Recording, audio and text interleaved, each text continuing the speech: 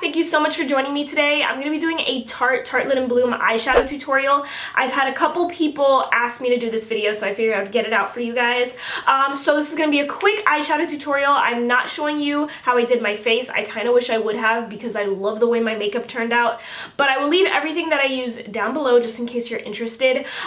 Just so you guys know ahead of time, I did add black to my waterline and mascara to my lower lashes. I didn't include it in the tutorial. I actually totally forgot about it, and before I was filming this intro, I was like, I'm missing something here, so I just added it really quickly. So yeah, I hope you guys enjoyed this video. Let me know what kind of tutorial you want to see next. Let's just get into it already.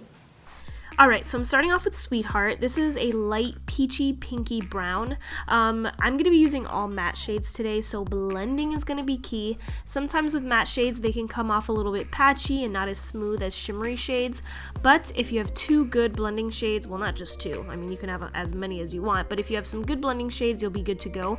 The second shade that I'm using is Smarty Pants, and this is going pretty much right on top of Sweetheart. It's just going more towards the lid and up into the crease. So I'm kind of blending those two shades out. Those are my two blending shades, my two transition colors, and then I'm going into Rebel. This is like one of my favorite shades in the palette. It's a gorgeous, just very warm tone brown, like an orangey brown, and this is going in the outer V and then up into the crease, and I'm using circular motions. Like I said, blending matte shades, sometimes these can be patchy, and the Tarte matte shades aren't like the easiest to work with. They're pretty good, but they're not the easiest, you know? So I'm taking that same shade Rebel, and this time I'm packing it on the outer portion of my lid, and then I'm also bringing it up into the crease so that I have a nice gradient and that I don't have any harsh lines. I might have some harsh lines now, but of course I'm blending everything out. This is a Bold Metals brush by Real Techniques. It's really comparable to the Sigma E25, so I love using that. And then of course I'm doing the same thing to my other eye and blending away, and those two first shades that I used are really helping the whole blending process. And then I'm gonna go ahead and take Flower Child and put this right in the inner portions of my lids, as you can see, and I'm packing that on, and then of course blending out again. Guys, blending's key, you have to believe me. I'm going in with Leader, and this is a super dark warm tone brown. This is going to be like my definer shade. I'm putting it right in the crease and then in the outer V, and I'm kind of like blending the shade out as I'm applying it. This is the Eco Tool smudge brush. I love it. It is like the best pencil brush ever. And once I applied enough, I'm gonna of course blend everything out. I don't want any harsh lines, as I mentioned before. And then I'm gonna clean up my edges. I'm using the Tarte Rainforest the Sea, and to add a little bit more coverage, the Tarte Shape Tape.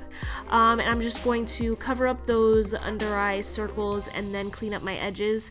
I feel like my blending on my right side, which is this eye, is so much better than my other eye. I don't know why. I do the same thing. This eye always looks better.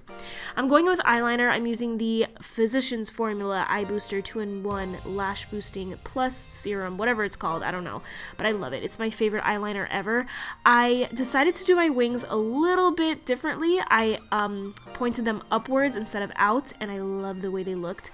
So I'm going with mascara, Maybelline's Colossal Volume Express and Maybelline Big Shot, and then I'm working on the lower lash line. So I'm taking Leader, which is the darkest shade that I used, and running it across my whole lower lash line. And then to blend Leader out, I'm taking Rebel, which is that really pretty warm tone brown.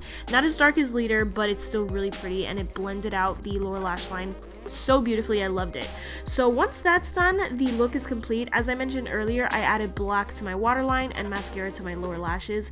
So that completes this look. I hope you guys enjoyed it. This is one of my favorite looks ever. I think it's so pretty. So I hope you guys enjoyed it. Thank you for watching. I will see you next time. Bye.